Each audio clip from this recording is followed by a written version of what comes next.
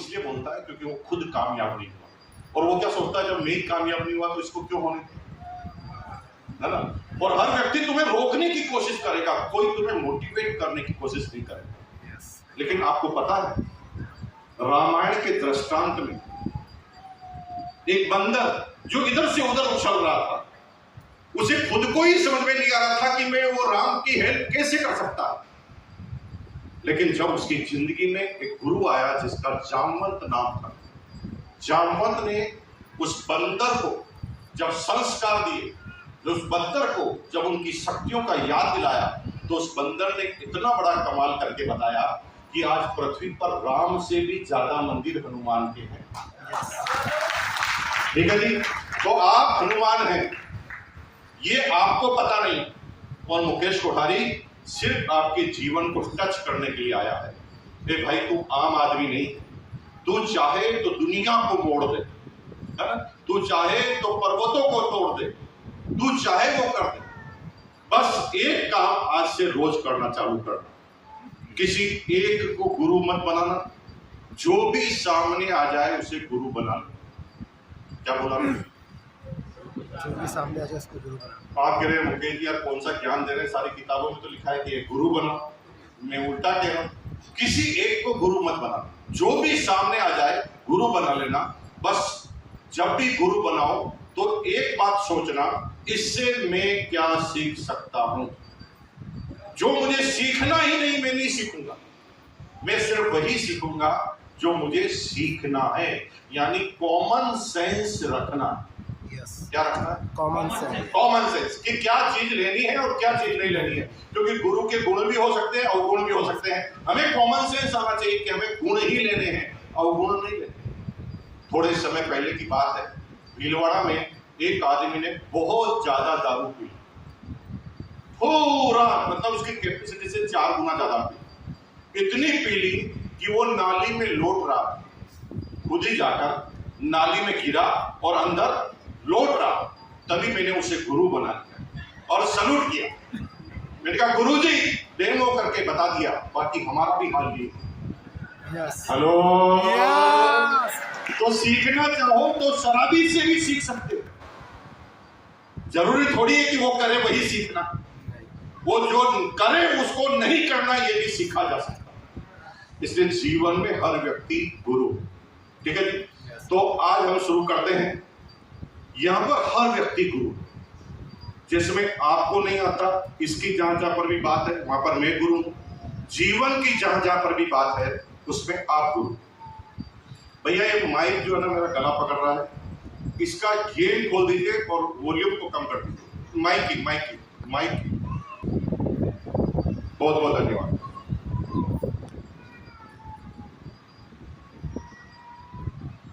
तो जहां पर तुम्हें आता है तुम मेरे गुरु, और जहां पर मुझे आता है मैं गुरु।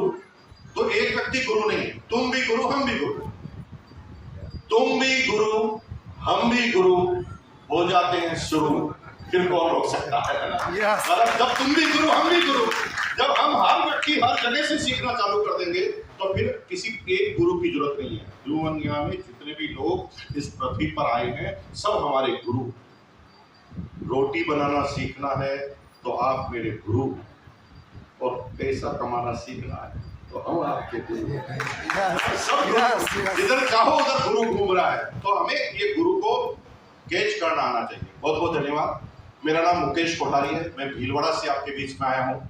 1973 में मेरा जन्म भीलवाड़ा राजस्थान में हुआ था। मेरी एजुकेशन बीकॉम तक की है, ज्यादा पढ़ा लिखा नहीं हूँ। अगर ज्यादा पढ़े लिखे आप हैं तो आप मेरे गुरु हैं पढ़ाई लिखाई में, और मैं इस बिजनेस का गुरु आपका। और अब हम दोनों मिलकर बात करते हैं। 1973 में जन्म के बाद अपनी इंटर एजुकेशन लेने के बाद एक प्राइवेट नौकरी से मैंने अपना इकोनॉमिकल करियर चालू किया। प्राइवेट नौकरी मुझे क्यों करनी पड़ी? क्योंकि मेरे पिताजी करोड़पति थे। यस मैं भी आपको चेक कर रहा हूँ। कुछ लोग यहाँ पर ऐसे आए जैसे कोई सत्यनारायण की कथा है और उनको सुहागा बोल। ये मेरे भाई ऐसे अनजाने में ऐसे मत करो यार। अगर आप हर चीज में यस यस करोगे तो आपका वाट लगा दूं, आपको पता ही नहीं। एक बार मैं बिहार में गया, वहां के लोग है ना इतने ज्यादा एक्साइटेड कि हर चीज में यस यस। तो मैंने उनको बातों में लगाकर अचानक बोल दिया, क्या आज से आपकी सारी प्रॉपर्टी मेरी? यस। वीडियो बना लिया मैंने। फिर कानून के तहत कोर्ट में घसीटा, इतने सारे लोगों के सामने बोल के मुकर दिया। जैसे बातों में लगाकर कुछ भी यस करवा देना, थोड़ा सोच समझ के यस बोलना। यस बोलना तो यस बोलना, ना बोलना तो ना बोलना। मैं तो कोई आपके ऊपर अधिकार नहीं जमा रखा कि आपको क्या बोलना है। यू हैव टू डिसाइड कि यस बोलना कि ना बोलना, लेकिन सोच कर ही बोलना। इतने सीरियस क्यों भाई? कोई मर गया है यहाँ पर? नहीं। अच्छा, लेकिन एक बात बताओ, कितने लोग जिंदा हैं? बताना पड़ता है, कितना भी बताना पड़ता है। आपको चेक करना, मैं जिंदा हो कि नहीं बताओ? ये भी बताना होगा तो दोनों हाथ खड़ा करो, जिंदा है। और एक बार जिंदा आदमियों की तरह बोलो ये। थोड़े हिलते डुलते रहना, पलके झपकाते रहना, मुस्कुराते रहना, क्योंकि मेरे को डर लगता है मुर्दा लोग। कुछ लोग ना भाई साहब जो पीछे की तरफ, कुछ लोग ना एकदम स्थिर हो जाते, तो मुझे हिल कर देखना पड़ता है कि है भी कि गया। तो हिलते रहो, डुलते रहो, मजे लेते रहो, तो मजा आएगा बात करने का। सीरियस लेकर नहीं सिखाया जा सकता, इतना सीरियस वाली बात है ही नहीं। प्रॉब्लम ये है कि हर जीवन में हर जगह सीरियस हो रहे, सीरियस की बात ही नहीं है। इसी मजाक से वो सारी बातें समझाई जा सकती है ना, उसी की बात कर रहे हैं। तो 1973 में जब उनके बाद अपनी एजुकेशन करने के बाद एक प्राइवेट नौकरी से मैंने अपना इकोनॉमिक करियर चालू किया। प्राइवेट नौकरी मुझे इसलिए करनी पड़ी क्योंकि पिताजी डिफेंस सर्विसेज में सर्विस किया करते थे, और जब मैं 9 साल का था तब रिटायर्ड हो गया। जबरदस्ती कंपल्सरी रिटायरमेंट लेना पड़ा, क्योंकि डिफेंस सर्विसेज में थे, तबियत साथ नहीं देती थी, लेना पड़ा। 250 रुपए, 250 रुपीज पिताजी की पेंशन की अमाउंट आया करती थी, और माताजी अचार पापड़ चटनी बनाकर घरों घरों में बेचा करती थी। और सारे भाई बहन स्कूल कॉलेज में पढ़ा करते थे। फैमिली हमारी एकदम छोटी सी थी, माता पिता और आधा दर्जन बच्चे। ये गड़बड़ क्या है यार? तुम क्यों हंस रहे हो? अच्छा, ओहो, अभी तुम इसलिए हंस रहे हो कि तुम सोच रहे हो यार आधा दर्जन छोटे कैसे हो। प्रॉब्लम ये है कि तुम अभी के हिसाब से तुलना करो।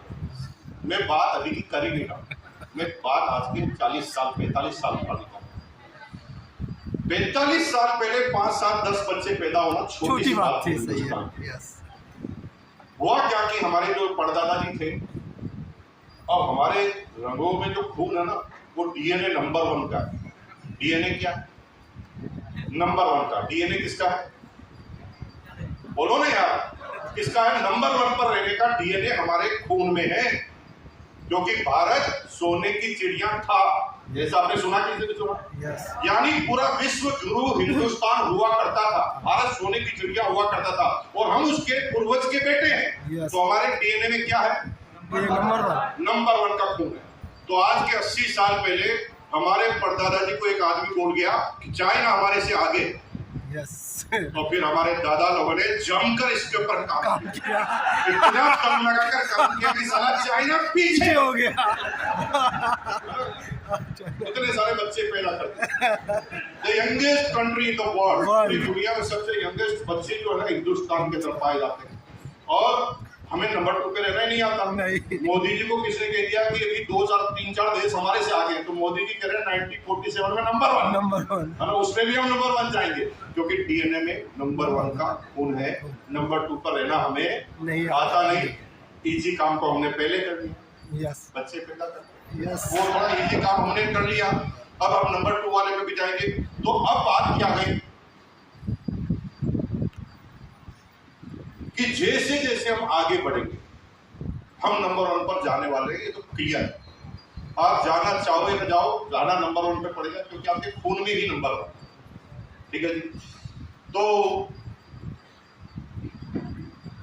मैं छोटी फैमिली इसलिए भी बोलता हूं क्योंकि हमारे पड़ोस में हमारे पूरे कॉलोनी थी ना, उसमें सबसे छोटी फैमिली उस समय हमारी थी, 6 भाई।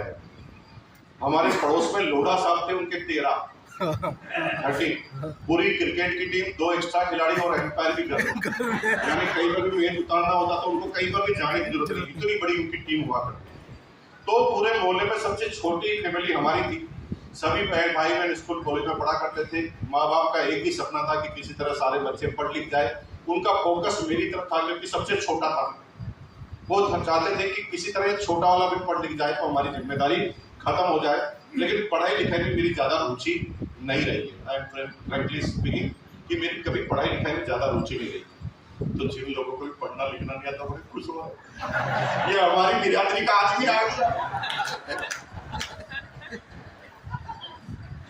तो सही बता रहा हूँ, पढ़ाई लिखाई में ज्यादा रुचि नहीं रही। सारे बच्चों और मेरा टारगेट अलग है। सारे बच्चे इसलिए पढ़ रहे थे कि उन्हें पढ़ लिख कर बड़ा आदमी बनना, और हम इसलिए पढ़ रहे थे क्योंकि पिताजी ने कहा कि घर में रहना तो पढ़ना पड़ेगा। तो दोनों का टारगेट अलग था। हम पिताजी की वजह से पढ़ रहे थे और सारे बच्चे विद्वान होने के लिए पढ़ रहे थे, पढ़ लिख रहे थे, लेकिन ध्यान उल्टी पुल्टी बातों में जाता। जिसमें पढ़ाया जाता उस पर ध्यान नहीं जाता, ध्यान दूसरी चीजों पे जाता। पैसों पर मेरा ध्यान बहुत ज्यादा जाता था। पैसों पर ध्यान इसलिए ज्यादा जाता था क्योंकि घर में जब भी कोई झगड़ा होता था माता पिता के बीच में, तो उसकी वजह पैसा होती। वजह क्या होती थी? पैसा होती। एक दिन मेरे फादर और मदर झगड़ा कर रहे थे। थैंक गॉड कि झगड़ा कर रहे थे, झगड़ा नहीं करते तो तलाक हो जाता। तो दोनों माता पिता झगड़ा कर रहे थे। तो पिताजी माताजी को बोल रहे थे इस महीने का बजट बिगड़ गया। क्या बोल रहे थे? बजट बिगड़ गया। मुझे समझ में नहीं आ रहा सब ये बजट क्या बला है जो बिगड़ गई। तो मैंने अपने पड़ोसी से पूछा, उस समय ज्ञान नहीं था, पड़ोसी से पूछा नहीं बजट क्या होता भाई साहब? उसने कहा बजट मतलब हिसाब किताब, और ये बिगड़ता इसलिए है कि जब आपकी इनकम से ज्यादा खर्चा हो जाता है तो बजट बिगड़ जाता है। इनकम से ज्यादा क्या होता है? खर्चा होता है, तो बजट क्या हो जाता है? बिगड़ जाता है। तो मैं अपने पिताजी के पास गया, मैंने कहा यार आप मार्केट जाकर पैसा वैसा लाओ क्योंकि ये बजट बिगड़ना अच्छी बात नहीं। तो पिताजी ने कहा बेटा पैसा लाना नहीं पड़ता, पैसा कमाना पड़ता है। मैंने कहा कैसे कमाते हैं बताओ? उसने कहा नौकरी करनी पड़ती है या बिजनेस करना पड़ता है। तो मैं क्या सोचने लगा पता है? मैं नौकरी करूँ कि बिजनेस? ध्यान दूसरी तरफ नहीं है, नौकरी करूँ कि बिजनेस। तो मैं मोहल्ले का सर्वे करके आया और मैंने पता लगाया कि जो भी नौकरी करते थे उनके पास साइकिल और जो बिजनेस करते थे उनके पास मोटरसाइकिल। तो मैंने 6ठी क्लास में डिसीजन ले लिया कि साला करूंगा तो बिजनेस, नौकरी तो नहीं करूंगा। अब 6ठी क्लास में बिजनेस करना ये कोई छोटी मोटी बात तो नहीं है। साला जमीन से भी पूरे बाहर नहीं निकले, बिजनेस कौन करने देगा हमें और कौन सहयोग देगा? तो मैं सबसे कहता था बिजनेस करना है, थोड़ा पैसा वैसा दो कैपिटल। तो सब मेरे ऊपर हंसते थे, मेरे सिर पर हाथ कहते थे और कहता था एक दिन बड़ा आदमी बनेगा लेकिन अभी नहीं कर सकता, सब मुझे मना कर देते। तो मैंने सोचा क्या करूं, तो मैंने क्या किया, पैसे इकट्ठा खुद करना चालू किया, टॉफी खाना बंद कर दिया। 5 पैसे मिलते थे पूरे सप्ताह के अंदर, मैं 5 पैसे जेब में रखता था, टॉफी नहीं खाता था और ₹1.60 मैंने 6ठी क्लास में इकट्ठा कर दिया। मेरे भाई से मैंने ₹1.60 उधार लिया। प्रश्न यह है भाई ने इकट्ठा क्यों किया? मुझे तो बिजनेस करना था, मेरे भाई को तो करना ही नहीं था, तो उसने इकट्ठा क्यों किया? क्योंकि जीवन में संगत का असर होता है। मेरे भाई को डर लगा अमीर तो छोटू बन जाएगा, वो मेरे कंपनी चले आके वो पैसा इकट्ठा करना चालू कर दिया। उसको कुछ करना नहीं था फिर भी कर दिया। यही संगत का असर। जैसे लोग आपके आसपास होते हैं वो आपके जीवन और चरित्र निर्माण को करते हैं। ₹3.20 से पतंग की दुकान लगी। 6ठी क्लास में ये सामान्य ज्ञान मेरे पास था कि मुझे दुकान किसकी लगानी। 6ठी क्लास में न मैंने किराने की दुकान लगाई और नहीं कोई ज्वेलरी की शॉप लगाई। 6ठी क्लास में मैंने दुकान लगाई पतंग की, क्योंकि मेरे संभावित ग्राहक मेरे बच्चे थे जो 5वीं 6ठी 7वीं क्लास के थे। मैंने कहा बड़े आइटम की दुकान लगा लूंगा तो कोई मेरे पर सीरियस नहीं होगा और मेरे दोस्त के अगर सामान जो यूज करते हैं वो लगाऊंगा। 90% लोग बिजनेस में नाकामयाब इसलिए होते हैं क्योंकि वो अपने समय, स्थान और परिस्थिति के अनुकूल बिजनेस का चयन नहीं करते। समय, स्थान और परिस्थिति के अनुकूल बिजनेस का चयन नहीं करते। मेरे दोस्त और मैंने दोनों ने डायरेक्ट सेलिंग एक साथ चालू की। मेरे दोस्त ने सोचा मैं दुनिया की सबसे बड़ी कंपनी में जुड़ूंगा, जल्दी कामयाब हो जाऊंगा।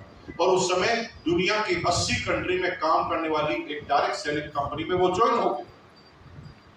लेकिन उसका बिजनेस नहीं चला। क्यों? क्योंकि उस कंपनी का टूथपेस्ट 400 रुपए का था और पूरे मोहल्ले में एक भी आदमी नहीं था जिसकी एक दिन की सैलरी 400 रुपए थी। अब वो कंपनी बहुत बढ़िया थी, प्रोडक्ट बहुत अच्छे थे, लेकिन वो कामयाब इसलिए नहीं हुआ कि उसने स्थान को महत्व नहीं दिया कि उसकी परिस्थितियां क्या है, वो किस जगह पर रहता है, उसके आधार पर उसका बिजनेस का चयन होना चाहिए।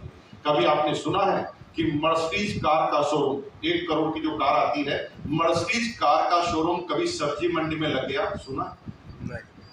मर्सिडीज कार का शोरूम सब्जी मंडी में क्यों नहीं लगता? क्योंकि मर्सिडीज कंपनी के मालिक को पता है कि मेरी कार 1 करोड़ की है और ये कार खरीदने वाला एक भी आदमी सब्जी मंडी नहीं आता, उसके तो नौकर जाते हैं। इसलिए वो शहर के सबसे बड़े रोड पर, सबसे बड़ी जगह पर, सबसे महंगी जगह पर, सबसे ज्यादा पार्किंग वाली जगह पर अपने शोरूम का निर्माण करता है। अपने ग्राहकों के हिसाब से आपको अपने बिजनेस का चयन करना पड़ेगा, अपनी पृष्ठभूमि के हिसाब से आपको अपने बिजनेस का चयन करना पड़ेगा। खैर, 3 रुपए 20 पैसे से मैंने पतंग की दुकान लगाई और मजे की बात है कि 3 महीने में पैसे को डबल कर दिया। 6ठी क्लास 3 महीने में डबल। वहां से बिजनेस एंटरप्रेन्योरशिप की जर्नी चालू हुई, फिर कभी रुकी नहीं। अब मैं हर चीज को बिजनेस की निगाह से देखने लगा। इतनी कम एज में मैच्योरिटी बहुत 99% लोगों को नहीं आती। मैं हर चीज को एंगल, पैसों के एंगल से सोचने लगा। अब मैं हर जगह बिजनेस ढूंढता था। होली आती थी, सारे बच्चे कलर लाने, रंग लाने और रंग लगाने की तैयारी करते थे और मैं करता था रंग की दुकान लगाने। वो रंग लगाने की तैयारी करते थे, मैं रंग की दुकान लगा लेता था। होली पर मैं रंग की दुकान लगा लेता था, दिवाली पर मैं पटाखों की दुकान लगा लेता था, राखी पर मैं राखी की दुकान लगा लेता था और पार्ट टाइम काम करना चालू कर दिया। और आपको आश्चर्य होगा, मैंने फुल टाइम काम भी चालू कर दिया क्योंकि मैं परेशान हो गया कि मैं पार्ट टाइम काम कब तक करूं। फुल टाइम काम यह था कि मेरे सारे बच्चे स्कूल छूटने के बाद खाना खाकर मैदान में आते थे और कंचे खेलते थे।